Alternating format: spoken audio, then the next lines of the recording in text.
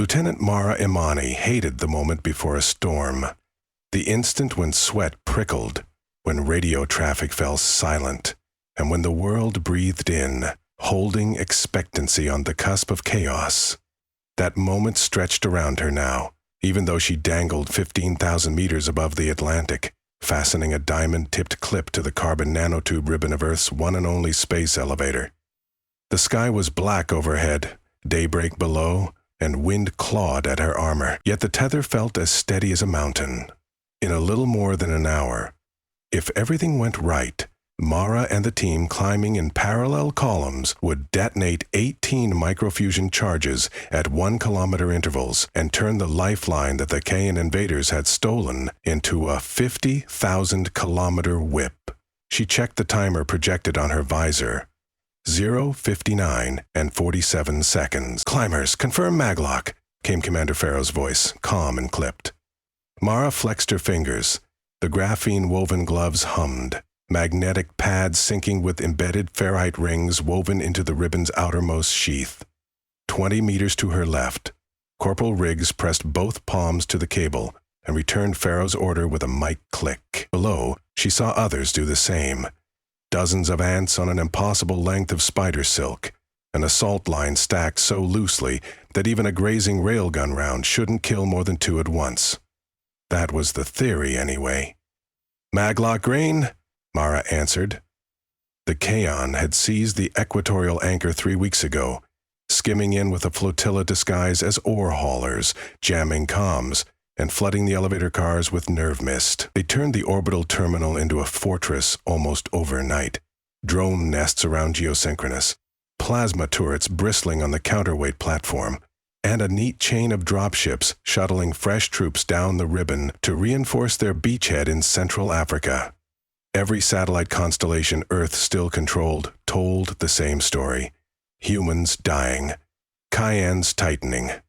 Pharaoh's plan was the last card. No aerial assault could survive the turrets. No underground saboteur could bypass the Kayan's vaulting of the anchor. But the old cargo manual spoke of the service crawl, a 30-centimeter wide strip of textured polymer stitched into the ribbon's edge, meant for maintenance drones that never got funded. A determined human could ride it like a ladder, if that human wore a suit that canceled pressure drop, resisted micrometeoroids, and could cling to the cable in 12-hour bursts.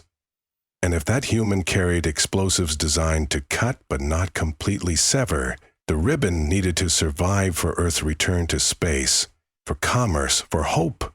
But the structures the Kayans had welded onto it, airlocks, barracks pods, sensor masts, had to go. Pharaoh proposed to blast those every kilometer from 15 up to 60. The charges would shear attachments, slice umbilicals, and leave the elevator intact. But meanwhile, resistance fighters sequestered in old mining tunnels around the anchor would strike upward, just as orbital allies still loyal in Station Sagan struck downward. A pincer on the ribbon's spine.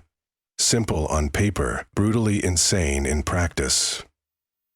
Mara's HUD noted the next checkpoint, 16 meters, package 7. She unclipped the cylindrical charge from her thigh rack, spun its arming ring, and pressed it against the ribbon, letting the magnetic collar seat with a snick. A green dot winked on her reticle. She said, "Package 7 set," and climbed. The climb was almost dreamlike, hand over hand, boots kissing the letting ridges lightly, wind muttering but never screaming, because the slipstream deflectors sewn into the gloves did their job. Beneath her lithe momentum grew a rhythm older than firearms. Left, right, breathe. Left, right, clamp.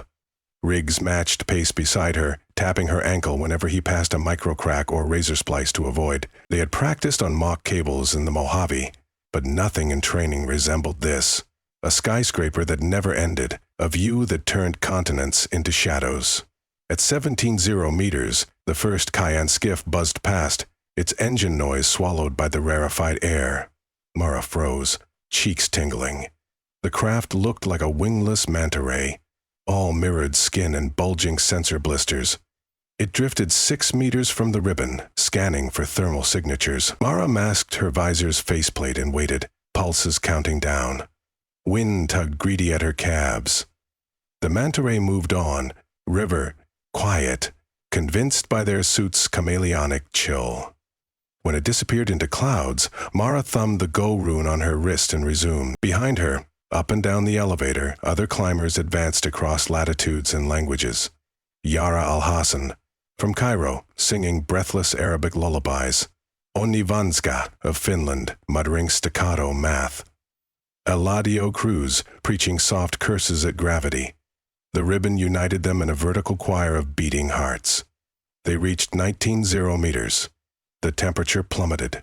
Frost crystals built on Mara's plating, crunching whenever she shifted weight. She felt the ribbon gently sway to rhythms of wind she couldn't hear, and distant tremors told her cargo cars moved inside the sheath, probably ferrying more Cayennes down. The enemy believed themselves safe in the pressurized tunnel, armored by composite walls 2 meters thick.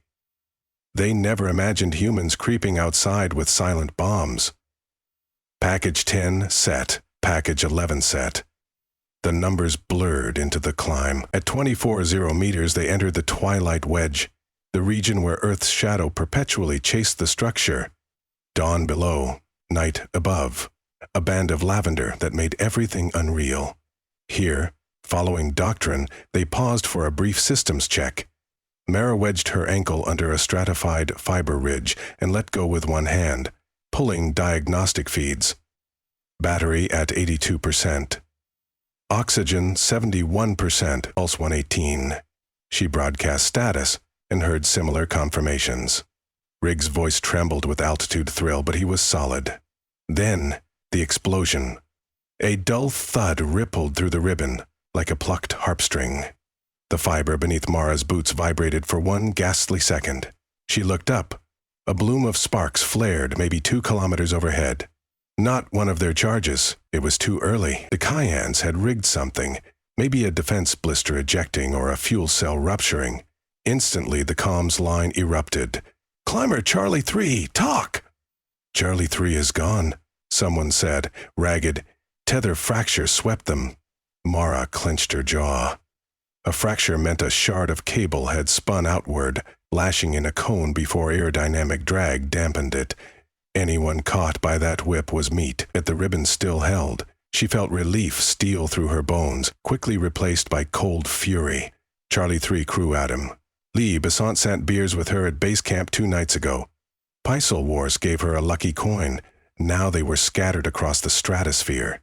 Faro came online. "Stay focused. Structural integrity uncompromised. Compensate for sway. Continue."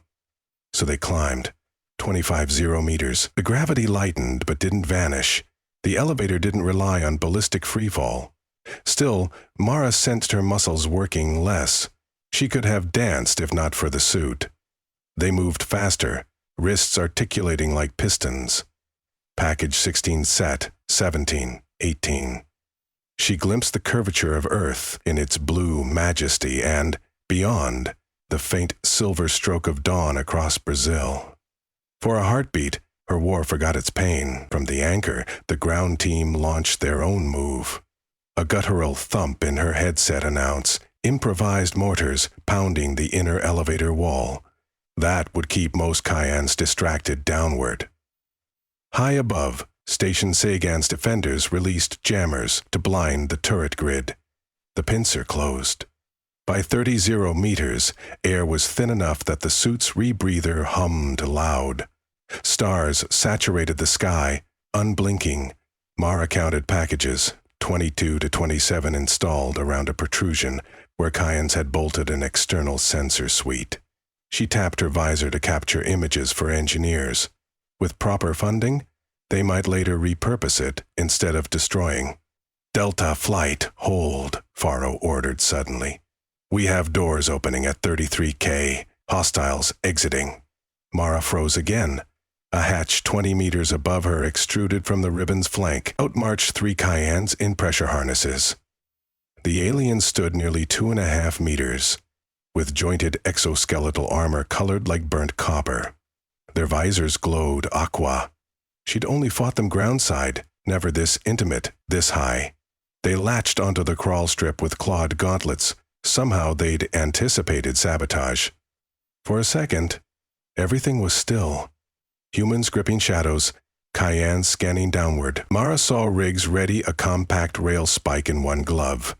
Energy would betray them. Pharaoh's plan emphasized stealth, but close quarters demanded noise. Mara signaled Riggs with 2 fingers. Wait for my mark. The Cayennes descended. With each motion, their suit's servos whined, faint but clear. Mara's palms trembled. They were maybe 12 meters now, scanning sectors. She exhaled, unclipped her grapnel pistol, a silent coil gun mostly used to cross broken cable segments, and fired upward. The hook whipped past the aliens, clanging into the cable above them. They jerked left, startled by vibration. Riggs sprang, swinging across the vertical face like a pendulum. His boots slammed into the nearest Cayenne, sending the alien spinning into freefall. The invader somersaulted, clawing at empty air, and vanished beneath. The second Cayenne lunged at Mara. She tucked beneath its swipe and slammed both magnetic gloves on its chest plate. Activating override, she reversed polarity. The gloves and the ribbon instantly repelled. The Cayenne shot off the surface like a kicked ball. It shrieked in radio static, disappearing into dark. Riggs grappled the final alien, stabbing a diamond blade under its helmet's seal. Blue ichor misted, crystallizing between them. The corpse sagged and drifted away. Silence returned, but the damage was done. Infrared alarms etched across Mara's HUD. Motion sensors triggered, compartments opening. Cayennes now knew the ghost on their roof had a human face. "Accelerate," Pharaoh said. "No more subtlety. Charge is priority. We drop the curtain in 30 minutes." They climbed as one organism. Tactical visors brightened to high contrast.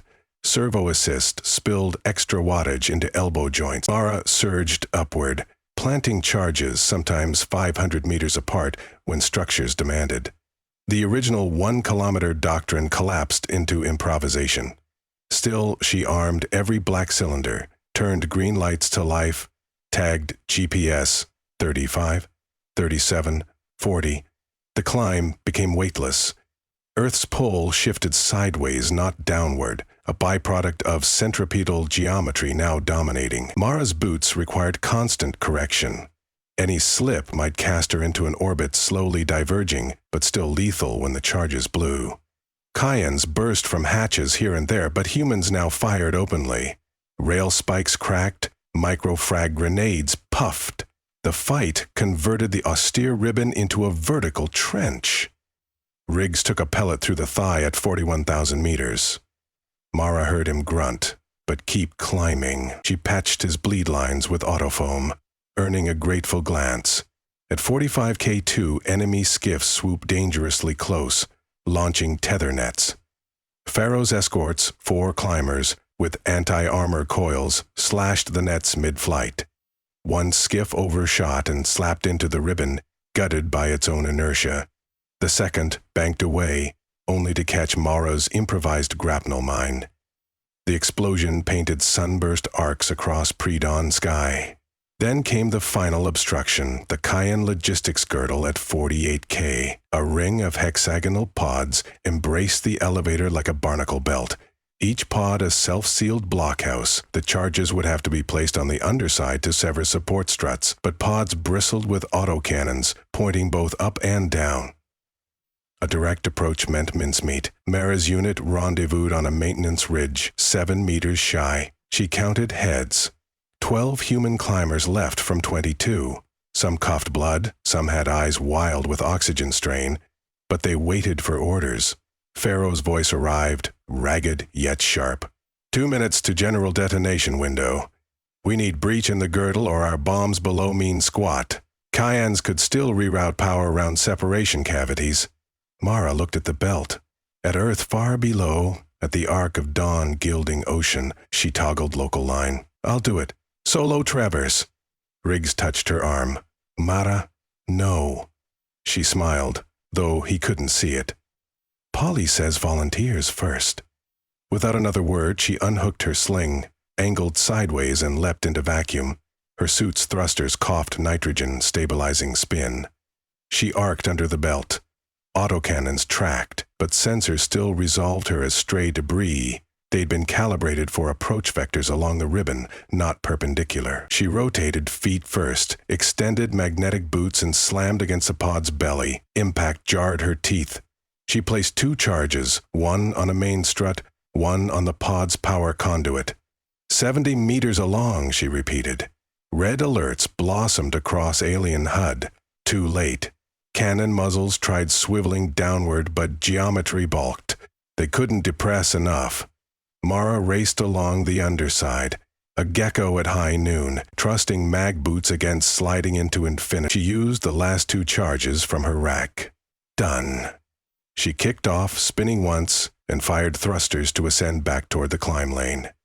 Cannon 6-4 found line of sight. A stream of plasma stitched space behind her, melting a contour off the pod. Shrapnel pelted her shoulder plate, cracking polymer. She hissed and burned propellant to cover last 5 meters, slamming onto the ribbon where Riggs yanked her hand. "Reach ready," she called. Faral didn't hesitate. All climbers disengaged a 3-meter standoff. On my mark. 3, 2, mark.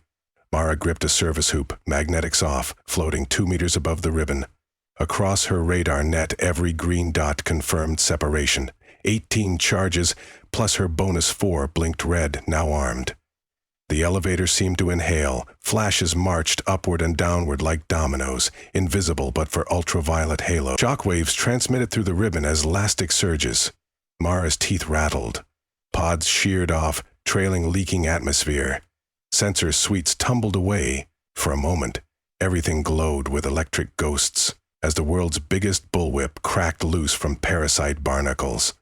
When the tremors eased, Mara saw the ribbon again, still taut, still reaching to the heavens, but stripped to its elegant essence. Below, kilometers of alien graphs spiraled down through clouds.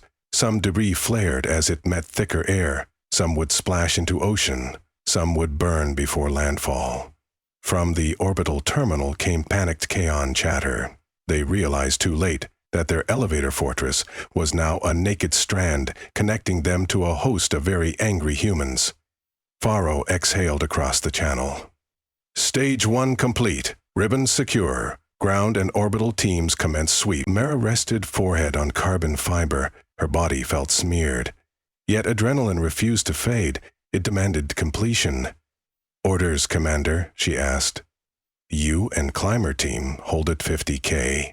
Orbital Marines will dock and relieve you in 15. She looked at Riggs. His suit's thigh was patched and crystallized.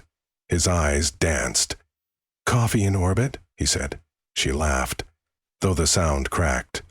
Percolated at micro-G. Below, sunlight fully claimed the Atlantic, painting gold across waves.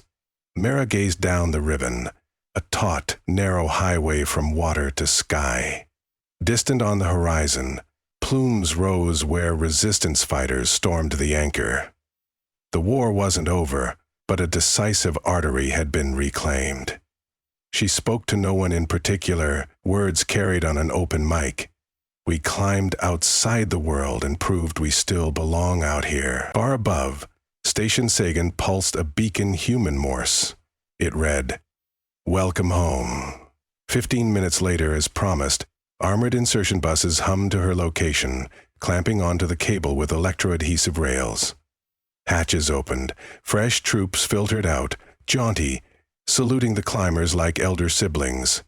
Some carried med kits, some carried hot nutrient broth, some carried fold flags, ready to stake on the orbital terminal once seized. Mara and her surviving partners handed over final charge data, accepted intravenous fluids, and let themselves be guided into the cabin. Inside, the gravity was soft spin. She lowered onto a bench, boots still tingling from magnet fight. The medic scanned her shoulder wound. Superficial. First-degree molten splash. Riggs collapsed beside her, asleep before straps engaged. The bus detached and glided up the ribbon, following debris trails and flickering explosions as gullies of docked modules reignited. Mara watched through the porthole. The ribbon glowed in sunrise, scars smoking but proud. She reached into her thigh pouch and found Juarez's lucky coin. She spun it on her palm. Its edge bore a tiny notch from some forgotten misadventure. She thought of Charlie 3, of voices now silent, of the price etched into each kilometer. Promise kept, she whispered, and pocketed the coin. When the buses docked at the counterweight, Orbital Marines flooded into the Cayenne terminal. Lemon-bright muzzle flashes strobed through windows. Alarms wailed. Within 8 minutes, resistance banners unfurled where alien sigils had hung. The elevator belonged to humanity again. Mara disembarked, heavy with exhaustion. She walked unsteady corridors toward a broad observation blister framing Earth. The planet floated half in light, half in night, swirling with weather and possibility. Without the Cayenne's chokehold, relief convoys could spool up. She pictured children peering at the night sky again, pointing at the ribbon as a thread of light, telling stories not of conquest but of reclamation. An aide handed her a glass bulb of recycled water laced with electrolytes. Lieutenant Imani, Commander Farrow requests you in Ops after debrief. They want you on the Restoration Committee. She considered that. The slower heroism of rebuilding. Budgets, schedules, safety harness protocols, replacing magnetic gloves. She smiled. Tell the commander yes, but first I need 3 hours of uninterrupted sleep. The aide saluted and moved on. Mar pressed her palm to the observation blister. No magnetics this time, just flesh to glass. Beyond, debris showers glittered like meteor storms. Fallout of violence turned to cosmic decoration. Somewhere below, families would watch the shimmering sky and wonder what it foretold. She closed her eyes and let the quiet draw her inward. For once, there was no storm brewing, only the hush after victory and the promise of another climb. This one toward healing.